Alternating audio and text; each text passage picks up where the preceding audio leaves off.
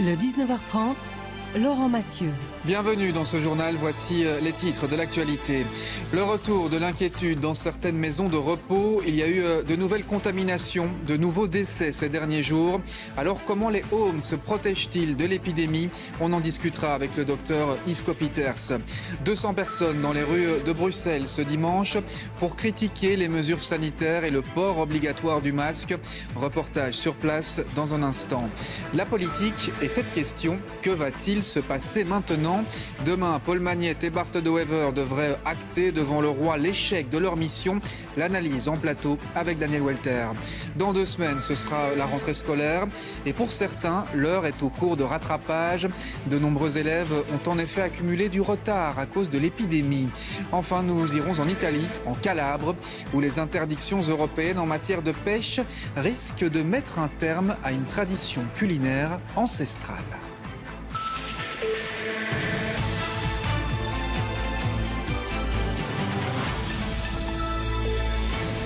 Voilà pour les titres, bonsoir à tous. L'attention se dirige donc à nouveau vers les maisons de retraite. Plusieurs décès ont eu lieu dans celles-ci ces derniers jours et une campagne de dépistage du personnel soignant va débuter dès demain dans des homes bruxellois. Certains établissements craignent un reconfinement. Le reportage, Sophie Merkel. La vie a quelque peu repris ses droits. Mais tout le monde retient son souffle. Ici, pas de nouveaux cas depuis le déconfinement. Mais face aux foyers qui apparaissent dans des homes flamands, l'inquiétude est bien présente, intimement liée au spectre d'un reconfinement total. Mon Dieu, non. J'espère que non. C'est notre mort pour finir. Hein. Non, c'est pas possible, pas de reconfinement total, s'il vous plaît. Alors pour éviter ça, depuis 1 mois, les mesures sont plus strictes, plus de sorties dans les familles et des visites limitées à l'extérieur. Parce que c'est dur quand même. Parce qu'on n'a pas beaucoup de temps en plus. On vient soit une demi-heure, 3 quarts d'heure, et puis c'est tout. Nous, on a des remords de ne pas savoir tirer nos enfants sur nos bras. Hein. Alors, mais voilà. Mais c'est ça qui nous manque, parce qu'on les voit grandir, et on les voit grandir de loin, pas de tout près. C'est toutefois le prix à payer pour tenter tant que possible d'éviter le reconfinement.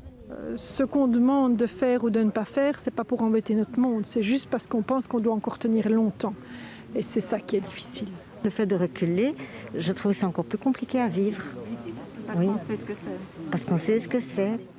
Dans cette autre maison de repos, pas question non plus d'entrer dans les chambres. Visites et activités sont limitées, mais on maintient une vie collective. On tente d'effacer les plaies que le confinement a laissées. C'était très pénible à voir. Beaucoup de gens ont maigri, ont été déprimés aussi.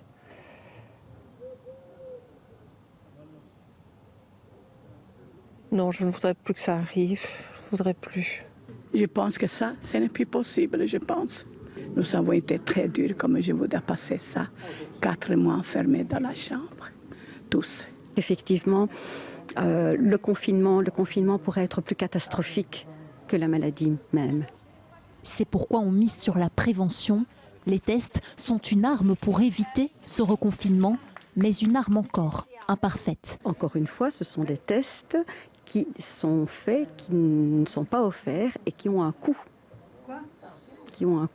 Un coût pour la maison de repos, un coût pour la famille.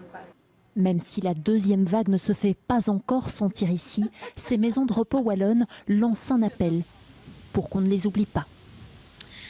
Et on accueille en plateau le docteur Yves Copiters. Bonsoir. Bonsoir. On le voit ces derniers jours, le nombre d'hospitalisations est en hausse, tout comme le nombre de décès.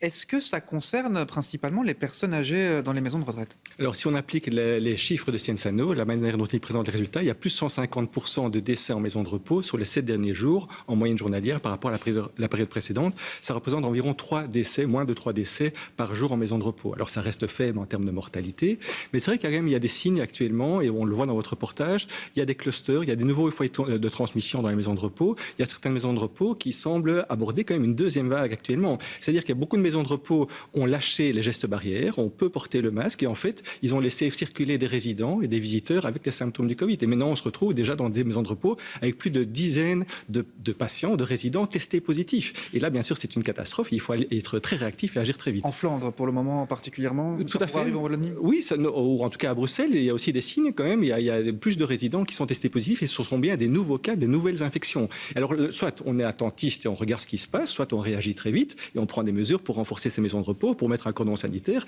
et pour bien sûr protéger les résidents. Et je pense que les maisons de repos qui ne sont pas capables de gérer ce rebond actuellement, il faut être beaucoup plus radical dans les mesures, voire même éventuellement envisager une fermeture provisoire. Alors, Yves Copiters, vous restez avec nous, mais d'abord ce rassemblement ce dimanche à Bruxelles.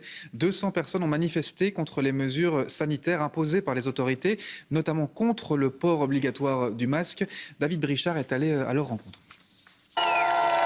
Devant la Tour des Finances à Bruxelles, ces manifestants ont un message commun. Stop aux mesures inadéquates pour lutter contre le coronavirus. À leurs yeux, le gouvernement plonge le pays dans un climat de peur.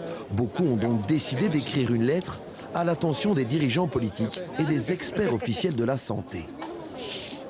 On vient contre le port du masque obligatoire, on n'est pas contre le masque, mais on est contre le port du masque obligatoire. On doit avoir le choix, c'est tout. On est en train de nous écraser de tous les côtés, quoi. On nous a interdit d'aller à la plage, on nous a interdit de partir en vacances. Quand on part, il faut qu'on remplisse des formulaires. On est suivi à la trace, en fait, et ça, on n'en a pas envie. Dans les rangs, on croise ceux qui refusent de porter le masque. D'autres qui ont le sentiment d'être manipulés. Certains imaginent que derrière le coronavirus se cache un dysfonctionnement mondial. Nous, on pense vraiment que c'est une très grosse mascarade pour cacher un petit virus qui cache d'énormes fraudes et donc qui cache le déficit mondial, la faillite mondiale. Et donc les bourses se sont écroulées et on a sorti le petit virus pour cacher tout ça à la population pour qu'elle ne se réveille pas. Selon un bon nombre de manifestants, la presse participerait à la désinformation. Les médias dits généralistes sont les premiers visés.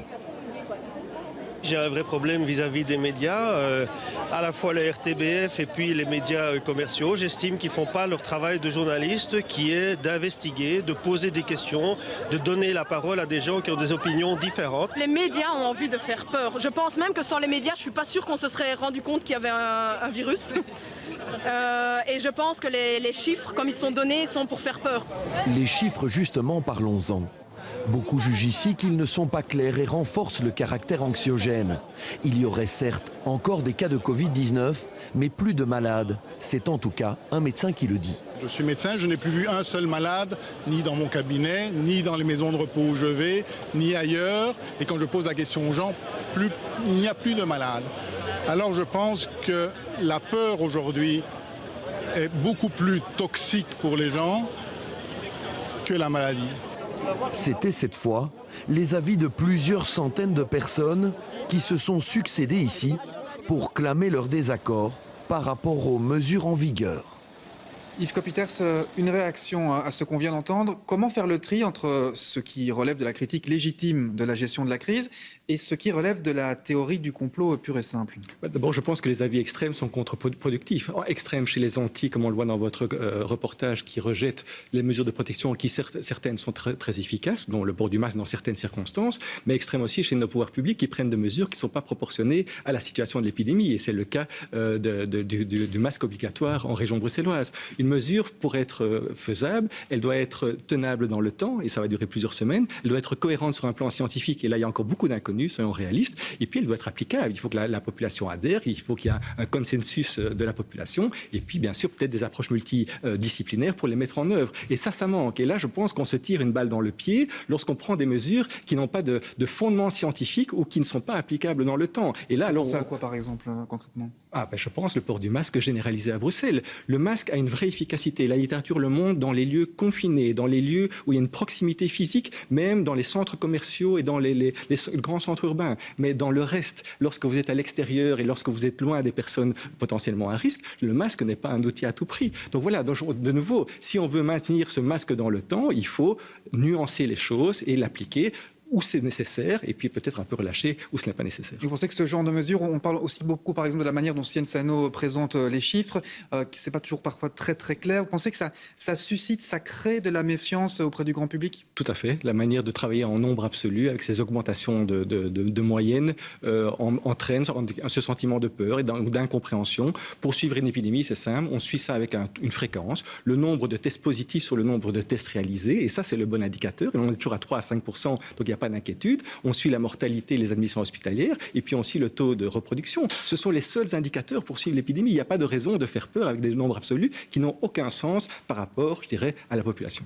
Il n'y a pas de raison de faire peur, mais quand même, un dernier mot en bref. Que répondez-vous à ceux qui disent, en gros, il n'y a pas de virus, on a inventé ça pour couvrir la chute des bourses? Qu'est-ce que vous leur répondez?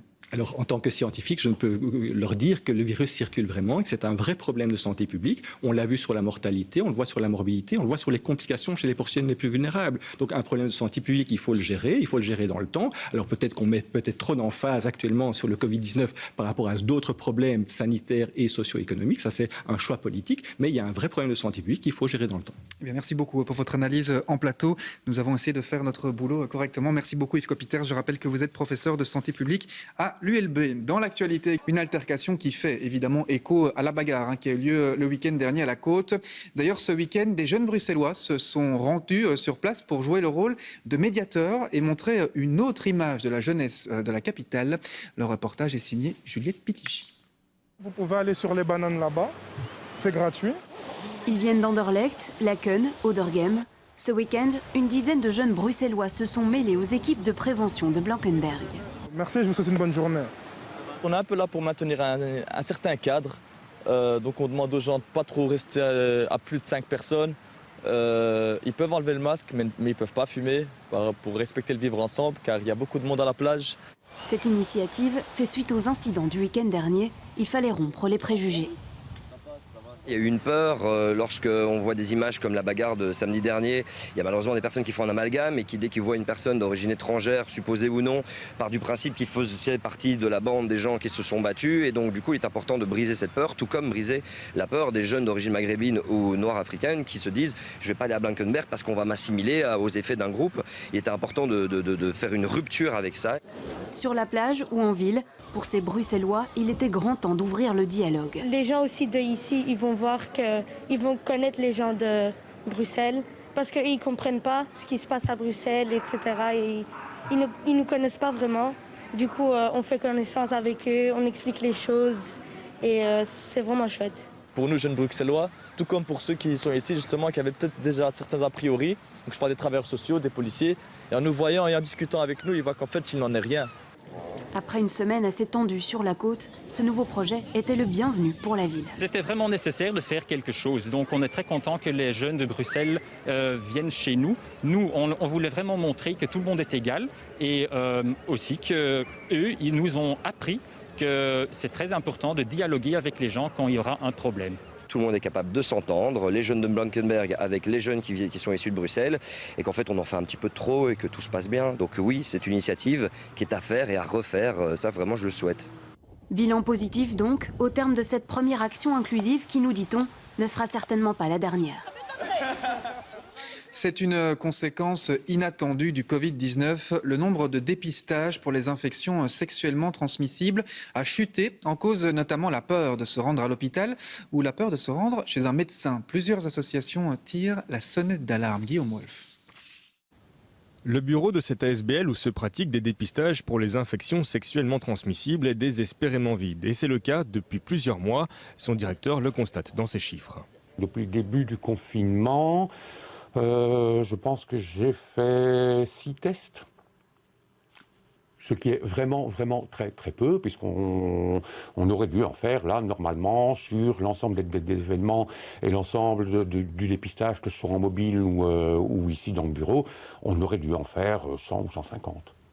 En cause, le confinement bien sûr, la peur de se rendre en milieu médical ou hospitalier par exemple, mais aussi l'annulation de nombreux événements lors desquels des dépistages étaient réalisés. Clairement, alors des événements où on fait du dépistage à proprement parler, si je pense par exemple au salon de l'érotisme à Mons, où on fait entre 30 et 40 dépistages par jour, ça a été annulé. Donc c'est là, on peut se dire, une centaine de personnes qui profitent de l'occasion pour voir s'il y a un problème ou pas, qui n'ont pas pu le faire. Sur ces 20 dernières années, la transmission du sida est en constante baisse, mais à l'inverse, les chiffres des autres IST sont en nette hausse. 7 fois plus de chlamydia, 20 fois plus de syphilis et 6 fois plus de gonocoque. Et ce spécialiste de la question en est convaincu, la vie sexuelle ne s'est pas arrêtée pendant le confinement, raison pour laquelle cette démarche est toujours aussi nécessaire. C'est une démarche délicate, tant en peur du résultat éventuel, ça c'est très clair, peur du jugement aussi.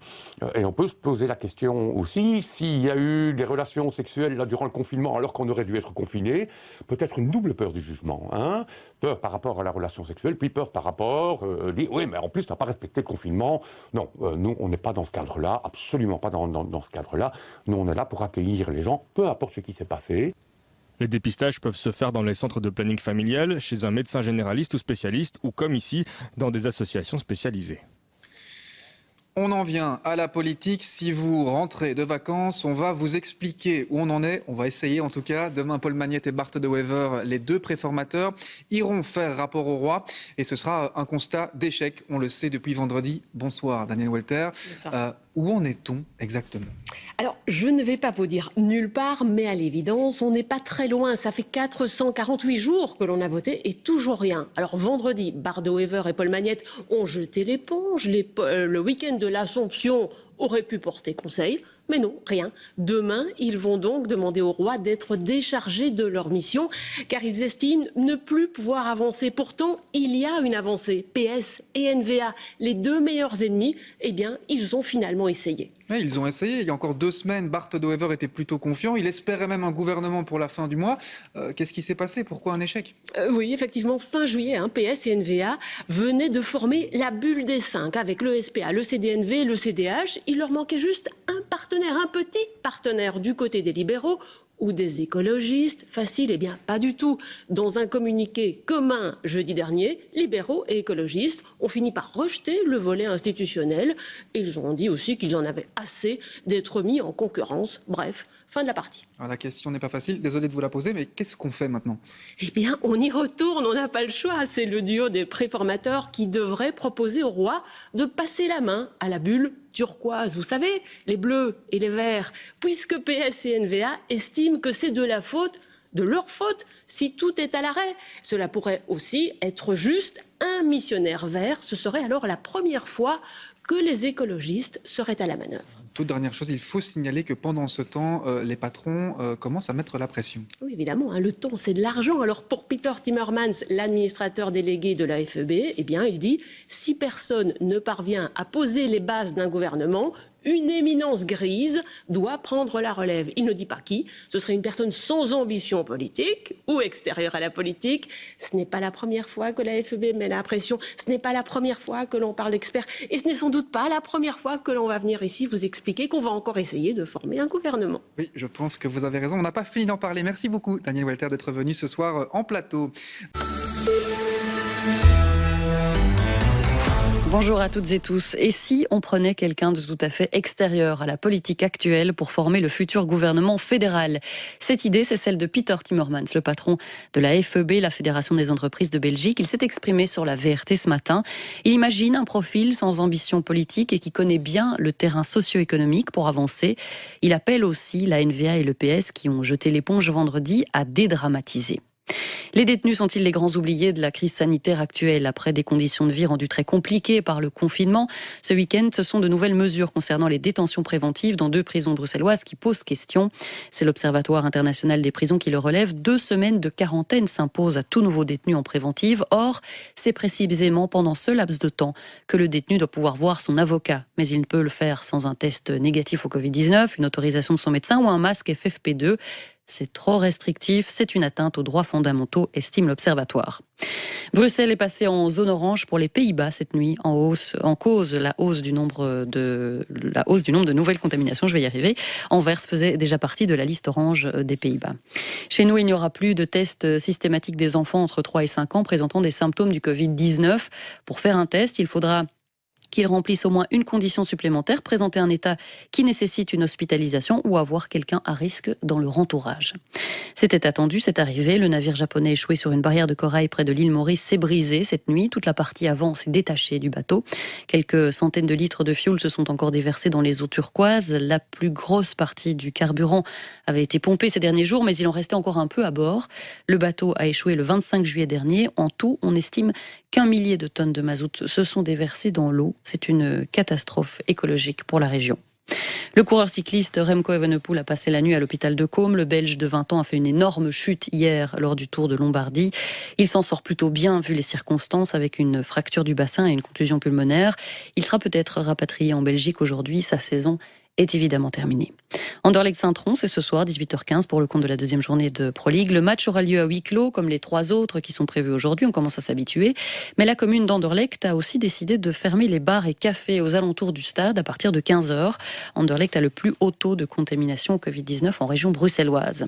Et puis football encore, les demi-finales de la Ligue des Champions opposeront des clubs allemands à des clubs français mardi et mercredi. Leipzig sera opposé au PSG. Le Bayern Munich jouera contre Lyon. Il reste donc un Belge en compétition. C'est le Lyonnais Jason Denayer. Une première demi-finale de l'Europa League aura lieu ce soir. Ce sera entre Manchester United et Séville. C'est la fin de ces infos. Merci pour votre écoute.